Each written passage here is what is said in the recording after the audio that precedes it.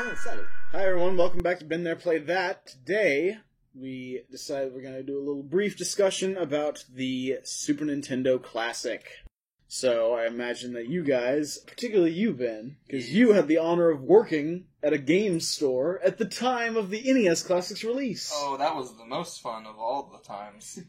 Yeah, we had a huge shortage, and I was sure it would happen when the SNES Classic came out.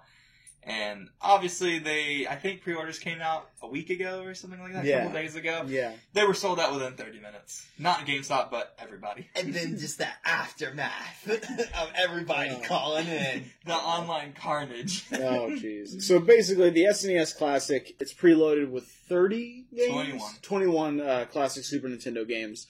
Just like how the NES Classic did, but now they're 16-bit ones. In general, what did you guys think of the NES Classic when it came out? I thought it was pretty cool. I didn't get one, so... Sucks. I got one. I mean, it was cool. The main thing I think of is just the Nintendo shortage of supply. It was just the most bizarre thing. It should have been a really fun stocking stuffer kind of idea. It came out around Christmas. Should have been a really fun, like, oh, grab one of these for $60 and give it to my friend. It turned into this just, oh my gosh, just this big mess of no one having them and people willing to, like, sell their left nut in order to get one.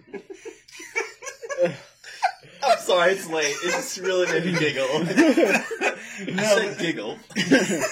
No, but, like, yeah, people willing to shell out, like, $200 for basically what is an emulation device. That's crazy. Yeah. Which is like... You can create that on your computer. Oh, Well, yeah. That's just the thing, is that the biggest problem with that kind of limited release was that it just created a scalper's market. If you know, whenever they try to do, like, discounts and stuff like that, it really doesn't reach the customer who wants it. A scalper will just come along, I have no idea how, but buy up... There was that one guy who bought up, like, 60 of them off a truck. Bots. Yeah, Which just I've been hearing is buy a them huge all. thing It's this a huge time. problem. And so, Bots. you know, robots that, like, order things online automatically. What? Yeah. You set it to, like, people were setting it to, like, be able to pick up the SNES Classic based on some word or something, and there it was buys it, like, automatically. Yeah. That's what happened People with the did NES that for the Classic. NES, for the NES Yeah, Classic? that happened all the time. That yeah. was for the first one, happened a lot. This one's even worse. Dude, It's it sold out in happened 30 minutes. It happened for the Switch, too. Wait, really? Yeah. It really sold out in 30 minutes? Yeah. Like, everywhere. Everywhere. Everyone's just getting completely screwed over with that. It's Like, by the time people knew pre-orders were up, it had been sold out for hours. That sucks, man. I really wanted to get one. Yeah. well, yeah. I mean, that's the You problem did with get this one, market. so Now, this screw is you. No, I mean, the where SNES. this is where Nintendo could actually correct themselves on this, because, you know, if they had just produced more NES classics, then they would have been just fine. Like, Right. there wouldn't, you would completely just pull the bottom out of the scalper's market, because if you just made more, they wouldn't have anything, they wouldn't have a stranglehold in the market. So, Right. whereas Nintendo could have made a lot of money producing a lot of these, instead a bunch of scalpers made a lot of money buying all the limited releases up. Yeah. So, hopefully, they've learned this time, or they're going to learn. And so when the SNES Classics pre-orders are done, then they'll just make more, like, So? you know, any other system does. Just to stock, like, the Yeah. actual stores. Yeah, I read somewhere online some article, and Nintendo was like, yeah, we will have more available on that day, but, I mean, more could mean anything. I mean, yeah. That could mean 5 more, it could mean 50 Ugh. more, who knows. But I don't get them not making enough. Like, it cannot be that expensive to make this little piece of plastic. And for something that everyone wants to buy, this should I be... don't think they were ready for how many people wanted to But buy they it. should be ready. That's so dumb. I'm like so Well- over like them not being ready for that. Like it's You're right. the nostalgia factor behind it. Like of course people would want this, and especially now talking about the SNES Classic. Like NES Classic is done and gone. Mhm. That happened. You would think Nintendo would be like, okay, we're not going to be caught like blindsided again. We're going to prepare this time and meet expectation. And then it feels like it happened again, and it's just like, how have they not learned from this? How Well, is there not more? There was one theory I had heard, and I don't necessarily buy it. At least I don't think that, I find it would be hard for me to believe that Nintendo is this, stupid, Right. for lack of a better word. But basically, when the NES Classic came out, that was around the same time as the Switch launch. Right. And, like, I guess, They wanted to distract theoretically, sales. someone would be distracting sales, but the NES Classic and Nintendo Switch are in drastically different markets. Right. I Completely really different. sure there'll be a lot. There's a lot of crossover there. Like people who buy an NES Classic are probably also going to be the same people who buy a Switch. Right. But I don't think that parents buying stuff for their kids like, which will my child appreciate better, the NES Classic or the Switch? Of course, because it's like. Because kids are going to ask for things, they're going to be like, no, I want a Nintendo Switch, not an NES Classic. It's not something that was going to I doubt that it would have ever distracted from the market. Right. But I think that... Unless there's just asshole parents who are just like, I'm not going to buy the Switch, I'm going to buy the $60 this thing, and they'll be happy, right? But, even there, Sounds like the your same... mom would have done. Shut up! But even then, I think So the same problem we've got, though, is that they're just not... They're not thinking ahead. Yeah. And if they don't get their head out together this time, then we're going to just see a repeat. And I don't know that it would be worth even following at that point. Yeah, it really... this should be a win-win situation for everyone. It should be. It should be beneficial for Nintendo and for us as fans. I want one. It's got great games on it. It really excites me to be able to play it on an HDTV. It excites me that they added another controller this time, so we don't have to buy them separately, because that was a whole debacle the first time. I have it. I want a second controller so I can play the multiplayer games. Yeah. They learned from that. They added another controller. They made the cords a little bit longer. Good. Everything's good so far. Now just make more of them so we can actually play the dang thing. Because it's a really neat idea. It's a total nostalgia thing. But it's also a really good value, because some of the games on there, like Earthbound and Final Fantasy VI, are worth a lot. Yeah, they're hard to get a hold of. Yeah, and this one proper collecting. This one does have a higher retail price than the original. The NES Classic was $60. This one's going to be $80. It does have less games, but it also has the addition of a controller. So I think the cost is totally justified. I'd pay $80 for 20 really, really good SNES games that I can play multiplayer with. Yeah, I mean, it sort of comes down to a point of perspective on this. I think that the NES and Super Nintendo Classics are perfect for casual gamers. People who just want to try it out or dip their toes in it. It's the perfect device. I mean, but if you're a collector, then you've probably already got all these things. Right. So, if we see those situations again, hopefully they won't just make enough this time, guys. Like, that's all we really need you to do. Right, because you would think, even from a collector's standpoint, you would think some collectors would want to buy one just to have on their shelf or keep in box. Yeah. And then someone else would want to buy a second one to actually play and be able to pull out when friends come over or something. That's just kind of ridiculous, though. I mean, There's people who do it. I'm sure people do it, but I think that's kind of a selfish way to do this kind of thing. No, I know, but you would still think, with Nintendo knowing that how much... Because a lot of people who play Nintendo games and like Nintendo things are collectors and collect a lot of that stuff religiously. Yeah. Mm-hmm. So I would feel like even from that standpoint, Nintendo would have been like, yeah, we need to make enough, even just from a collecting standpoint. Well, I don't think that they're adjusting for that in their market base. I feel like that's... Well, it's just kind of terrible that that's the thing that happens, though, with limited releases like this, but, Are you guys going to buy one if it comes out? Or if it becomes available, I mean? No, probably not. The NES or the SNES? The SNES. The NES is already done. Yeah. Right. I mean, I might. I don't really... I would like to have one, but it's not like a priority for me to get one right now. Mm-hmm. Right. I just don't see much value in it. And this is as someone who is a collector. I don't generally collect things I don't intend to use. So if I'm... if I build up a collection already, then I want to... I'm in the minority opinion on this. I want to, go to the trouble of hooking up my CRT and plugging in my Super Nintendo and blowing in the cartridge and putting it all together.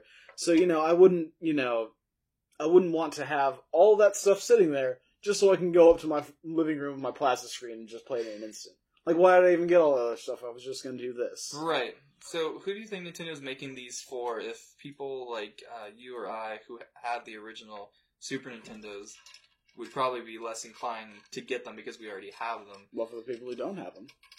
Do you think that's who the market is? I think that the only purpose for this market is the casual, people who grew up with Nintendo and say, oh, I remember that stuff, that was great. I don't have all my old Nintendo stuff anymore, and I would like my kid to try it out. They might buy a Super Nintendo Classic so that they could try it. It's not... I just don't think that it's the kind of thing that if you are already a hardcore collector... And if you're just getting this to keep it on your shelf, then that's just kind of a weak reason to get it. Right. But there are a lot of like hardcore Nintendo fans who are like pining to get one. I don't doubt that there are. Because that was Nintendo's original plan with the NES Classic. They're like, this is for, and they came out and said later, they're like, yeah, this was for the parents who played those games so that they could basically like relive their memories, share it with their kids, and then we didn't expect everyone else would want one as well. Well, the problem with that reasoning is that if that is really what was going on with Nintendo, then they should have just made more. Like, they were totally in control of that. Like, Right. oh, well, look, it's supply and demand economics, basically. Yeah. Demand goes up, increase supply. I mean, you guys are the ones making them, so... Right, exactly. It's not exactly like, oh man, the other dimension to our console hole just closes. It only opens once every 50,000 years. Right, We have right. to pull all of them out at once. No more NES Classics. Just make more. Yeah. Yeah. You could do that right now. Make more NES Classics. Nothing's stopping you. Oh, yeah.